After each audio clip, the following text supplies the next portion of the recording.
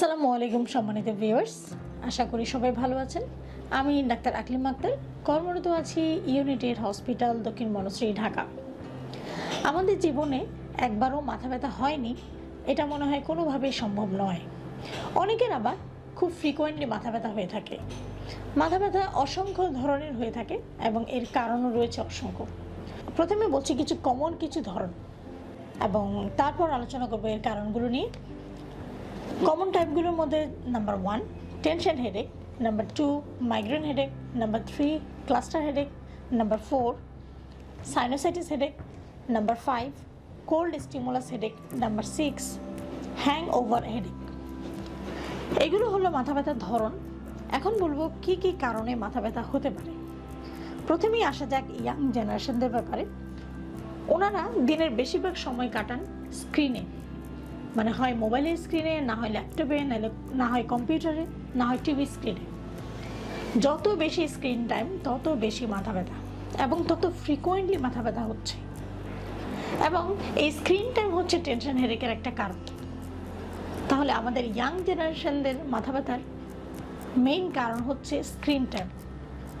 এছাড়াও টেনশন হেডেকের আরও কিছু কারণ রয়েছে, যেমন খুব বেশি স্ট্রেসে থাকলে বা অ্যাংজাইটিতে থাকলে বা ডিপ্রেশনে থাকলে এই ধরনের মাথা ব্যথা হতে পারে।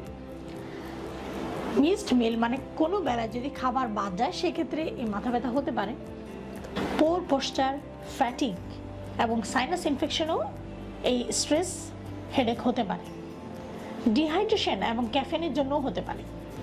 ডিহাইড্রেশন মানে শরীরে যদি পানির ঘাটতি দেখা দেয়, আমরা যদি পর্যাপ্ত পানি না খাই সেক্ষেত্রে যে মাথা ব্যথাটা হয়ে থাকে সেটাকে আমরা টেনশন হেডেক বলে থাকি। তো এই ধরনের মাথা ব্যথা যেটা হয় সেটা হচ্ছে যে মাথা এবং ঘাড়ের যে মাংসপেশিগুলো রয়েছে এগুলো সংকুচিত হয়, আর তখনই শুরু হয় ঘাড় ব্যথা এবং মাথা ব্যথা। ভিউয়ার্স, এখন বলবো ক্লাস্টার হেডেক সম্পর্কে। মাথা ব্যথার ধরনগুলোর মধ্যে ক্লাস্টার হেডেক খুবই বাজে ধরনের মানে মাথা ব্যথা। ক্লাস্টার হেডেকে যেটা হয় পেইন হয় খুবই তীব্র, মানে মাথা ব্যথার ধরনটা থাকে খুবই তীব্র।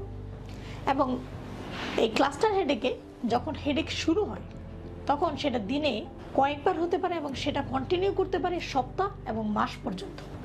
ক্লাস্টার হেডেকের কারণ আননোন বললেই চলে, মানে কারণ তেমন জানা নেই। তবে হ্যাঁ, ব্রেনের একটি ছোট্ট এরিয়া রয়েছে যেটাকে বলে হাইপোথ্যালামাস। হাইপোথ্যালামাসের নিউরোলজিক্যাল কিছু সিস্টেম অ্যাক্টিভেটেড হয়ে যায় এই ক্লাস্টার হেডেকে। হতে পারে এটাও একটা কারণ। মাথা ব্যথার ধরনগুলোর মধ্যে সবচেয়ে বাজে যদি ধরন বলতে চান আপনি, যে সবচেয়ে বাজে ধরনের মাথা ব্যথা কোন কোন হেডেকে হয়ে থাকে, সেটা হচ্ছে ক্লাস্টার হেডেক এবং মাইগ্রেন হেডেক। এখন বলবো মাইগ্রেন হেডেক সম্পর্কে। এটা একটু ডিফারেন্ট, এটা ব্যথার ধরনটাও ডিফারেন্ট। মাইগ্রেন হেডেকের পেনটা হয় হচ্ছে থ্রোবিং পেন, মানে মাইগ্রেন হেডেকের পেনটাকে বলা হচ্ছে থ্রোবিং পেন, মানে টনটনা ব্যথা যেটাকে বলে। এবং মাইগ্রেন হেডেকে মাথা ব্যথা পুরো মাথায় হবে না, যে কোনো একটা পাশে হবে, হয় ডান পাশে না হয় বাম পাশে। এবং আপনি রোদে গেলে বা আলোতে গেলে এই ব্যথা বাড়বে, সাউন্ডে গেলে বাড়বে। এবং ঘুমের যদি খুব ডিস্টার্ব হয়, ঘুম যদি ঠিক মতো না হয়, সেক্ষেত্রে আপনার এই মাইগ্রেন হেডেকের ব্যথাটা অনেক বেশি তীব্র হবে। এমনকি অ্যাকিউট মাইগ্রেন অ্যাটাকও হতে পারে। মাইগ্রেন হেডেক যখন হয় তখন অন্ধকার এবং নিরিবিলি রুমে বিশ্রাম নিলে কিছুটা আরাম পাওয়া যায়। মাইগ্রেন হেডেকের কিছু ট্রিগারিং ফ্যাক্টর রয়েছে, মানে কি করলে বা কি খেলে এই ব্যথাটা হতে পারে এমন কিছু বিষয় রয়েছে। যেমন bright light or flashing light, মানে তীব্র আলোতে গেলে বা সূর্যের আলোতে গেলেও মাথা ব্যথা হতে পারে। তীব্র শব্দ হয় এমন কোনো জায়গাতে গেলেও মাথা ব্যথা হতে পারে। স্লিপিং ডিস্টার্ব, মানে ঘুম যদি পর্যাপ্ত না হয় সেক্ষেত্রে মাথা ব্যথা হতে পারে। প্রচুর চকলেট, চা, কফি, টোবাকো ইত্যাদি খেলেও কিন্তু মাথা ব্যথা বাড়তে পারে। কন্ট্রাসেপটিভ পিল এটাও কিন্তু মাইগ্রেনের অ্যাটাকটাকে ত্বরান্বিত করে, মানে মাইগ্রেনের অ্যাটাকটাকে বাড়ায়। এটাও একটা ট্রিগারিং ফ্যাক্টর। মাইগ্রেন হেডেক বা মাইগ্রেন অ্যাটাক যাতে ফ্রিকোয়েন্টলি না হয় বা ঘন ঘন না হয় সেই ক্ষেত্রে কিছু মেডিসিনও রয়েছে, কিছু লাইফস্টাইল মডিফিকেশনও রয়েছে। লাইফস্টাইল মডিফিকেশনগুলো কি?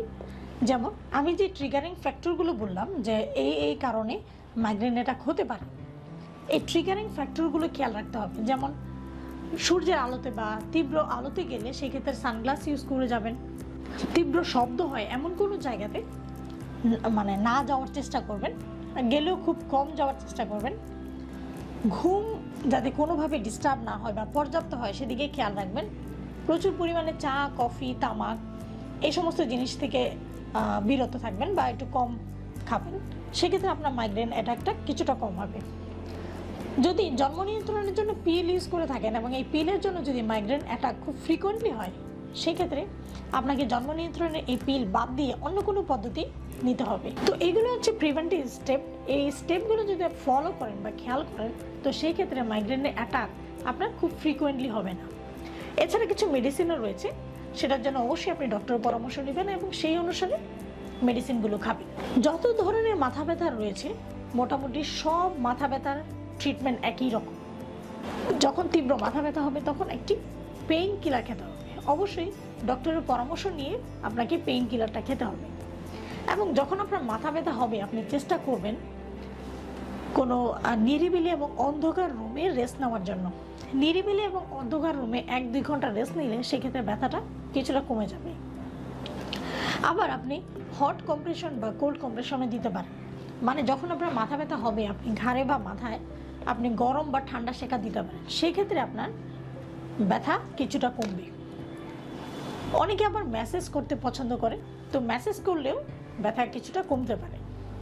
আপনি আদা চা বা গ্রিন টিও খেতে পারেন, সেক্ষেত্রে আপনার মাথা ব্যথাটা কিছুটা কম হবে। তো ভিউয়ার্স, এই হচ্ছে মোটামুটি মাথা ব্যথার কিছু ধরন এবং কিছু কারণ এবং কিছু চিকিৎসা। ধন্যবাদ সবাইকে।